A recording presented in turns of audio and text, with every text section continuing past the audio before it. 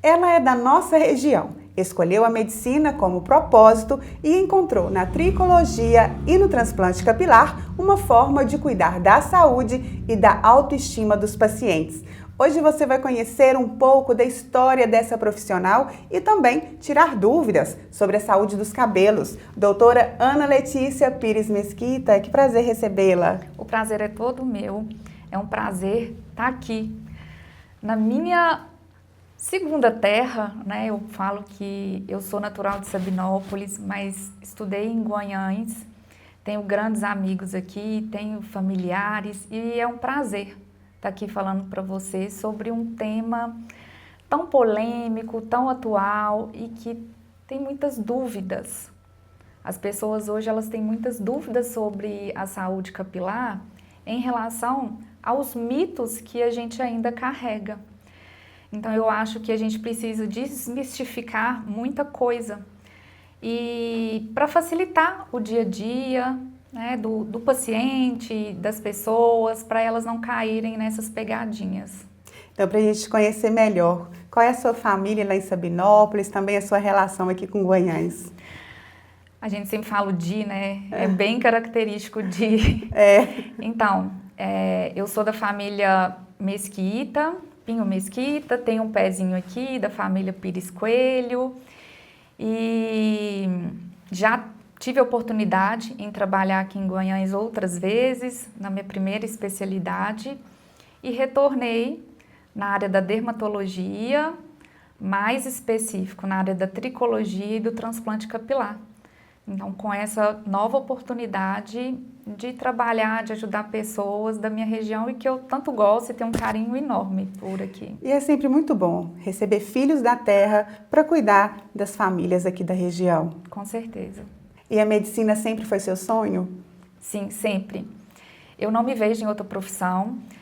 Aqueles dias que a gente está cansado, acho que todo profissional tem isso na sua profissão, passa por isso. Baixa aquele desânimo e eu fico pensando, e se não fosse a medicina, qual profissão? E eu não me vejo em outra. Então, eu nunca me vi em outra e não me vejo em outra profissão. Eu escolhi medicina, eu falo que desde pequena, eu sempre tive esse sonho, assim. Que ótimo! E hoje você está em uma subespecialidade da dermatologia, que é a tricologia. Como foi que aconteceu na sua vida? Eu falo que a tricologia, ela me escolheu. Não foi eu que escolhi muita tricologia, não. Durante a trajetória na dermatologia, eu fui interessando pela parte capilar, das doenças, e quando eu vi, eu já estava fazendo vários cursos, vários fellows nessa área. E com isso, o transplante capilar veio. Eu fiz toda a minha formação com o Dr. Paulo Miller e o Dr. Otávio Boaventura, e eu não me esqueço. Eu entrei no bloco cirúrgico e falei, Otávio, eu estou entrando aqui por curiosidade, viu? Quando ele me entregou o punch, aí ele virou depois e falou assim, mas eu não acho que deve ficar só na curiosidade, não. Eu acho que você deve investir nessa área do transplante também. Então, foi tudo sendo favorável para que essa minha subespecialidade, né, na verdade não é reconhecida dentro da área, mas para que a tricologia e o transplante capilar fizesse parte do meu dia a dia com mais intensidade. Até porque isso é saúde. Sim, é saúde. Eu vejo a questão capilar muito mais como uma saúde, muito mais como preventiva, muito mais como a questão da autoestima do que algo mais supérfluo de vaidade.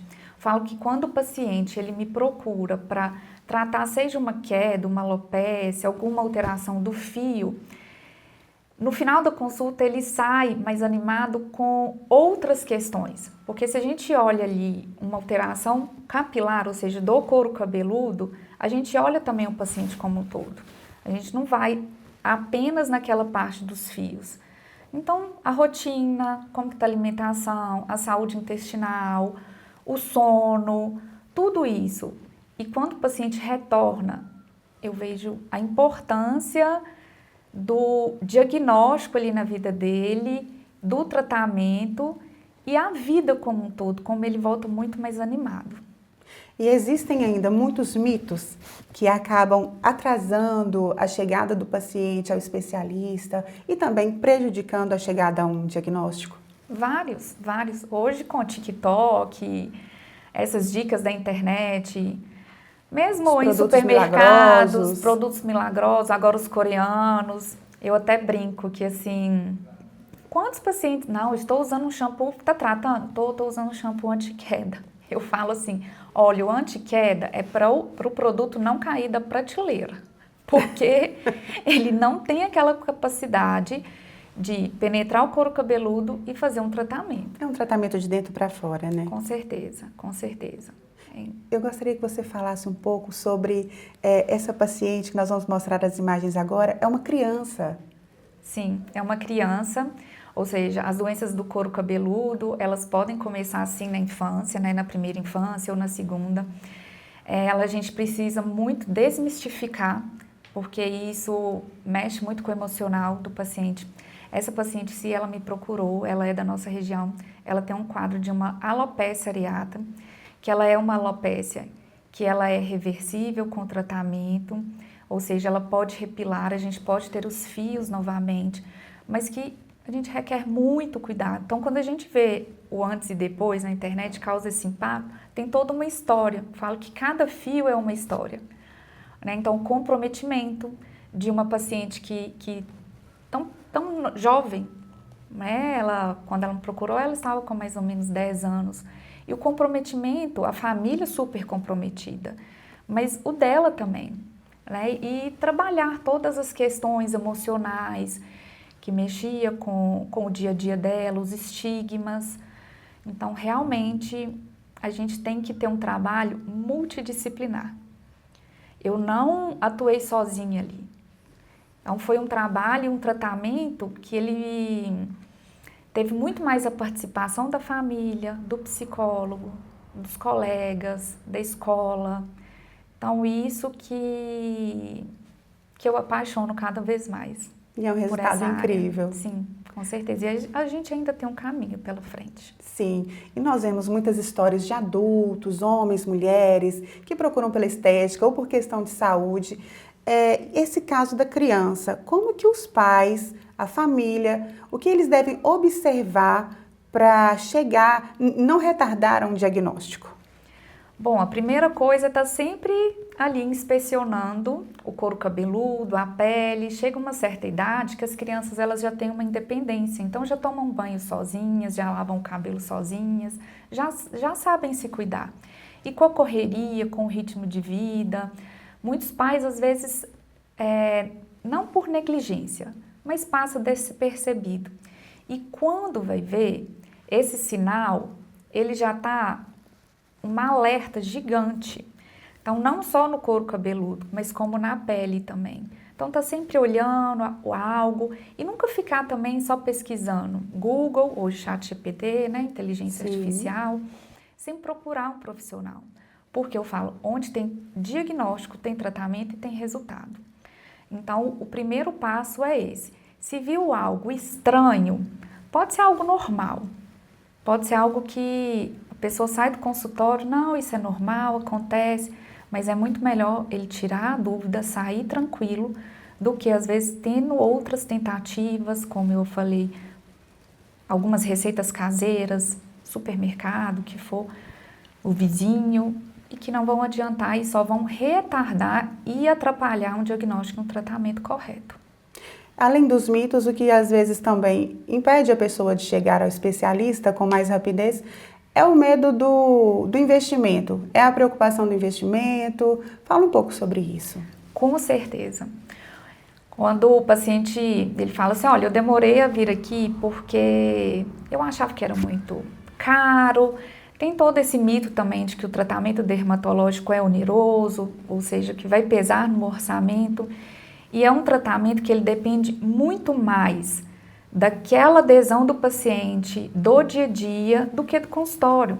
Quando a gente indica algo no consultório para realizar, seja alguma aplicação, alguma tecnologia, é algo para ajudar naquele tratamento que ele está caminhando um pouco lento. Mas o tratamento em casa, com as medicações, ele é muito mais importante.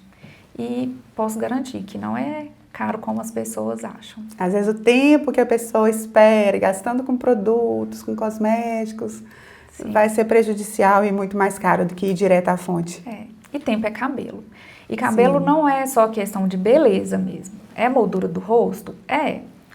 Né? A gente reconhece, vou pegar toda a história aí dos cabelos. Então, desde os antepassados, aqueles penteados, como os homens também, né? A gente vê figuras de homens usando os cabelos mais compridos, as mulheres como uma forma também de comunicação. Mas a gente vê que a proteção do couro cabeludo, né? Quem tem uma calvície, vê que sai no sol, queima um pouquinho, então começa já a aparecer algumas lesões que a gente não sabe como que elas vão evoluir no futuro.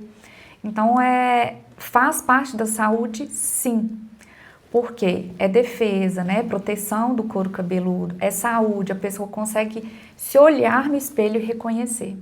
Nós temos mais alguns resultados aqui, alguns antes e depois. Tem 2 resultados. Um é desse paciente jovem, e eu falo que assim, é um paciente muito jovem, começou uma calvície de forma agressiva, começou o tratamento, não foi direto para o transplante, que a maioria tem essa indicação, né? A gente tem que diagnosticar, tratar. Eu falo que o transplante, ele muda a cara do seu DNA.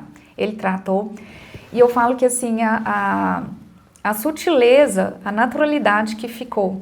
Ou seja, não é que a hairline, ela pode ser a característica do cirurgião. O que é a hairline, gente? É essa frente aqui. Mas a hairline também é a característica de cada pessoa, ou seja, a gente tem que olhar a idade, se aquilo ali não vai deixar uma imagem infantilizada, muito artificial, e se essa área doadora dele, ele condiz com uma hairline mais baixa ou não. E aí, esse outro caso é de um paciente com cabelo, a gente pode ver que muito fininho mesmo. Então, a gente também não pode fazer uma cirurgia muito agressiva, ou seja, gastar toda essa área doadora dele. A gente tem que fazer com que fique mais natural possível, mas também respeitando a anatomia do paciente. Qual é a sua orientação hoje para aquelas pessoas que estão sofrendo com queda de cabelo, que estão preocupadas? Bom, antes de pesquisar na internet o produto que você deve comprar, de ir ao supermercado, às farmácias, eu acho que o mais importante é ter um diagnóstico. Muitas vezes, uma queda capilar ou uma calvície, ela pode estar escondendo algo muito mais importante e que tem tratamento, tem resultado, que não é oneroso e que vai te trazer um benefício muito bom. Ótimo. Então, para a gente encerrar, conta para o nosso público como é o seu atendimento, como entrar em contato com você. Bom, eu vou deixar a página do meu Instagram. O meu atendimento aqui em Goiânia é na clínica na Cicatrizar e em Sabinópolis eu atendo na Vida e Saúde. Estou aberta, disponível para as dúvidas, podem me encaminhar e é um prazer imenso trabalhar na minha região. Eu falo que assim, a cada paciente é uma história. Esses dias eu atendi um professor meu, é uma emoção, né? Estou vendo seus olhos brilhando, emocionada. Sim. É isso. E para você saber mais sobre o trabalho da doutora Ana Letícia, os contatos e as redes sociais dela estão na legenda deste vídeo. Obrigada pela companhia e até a próxima.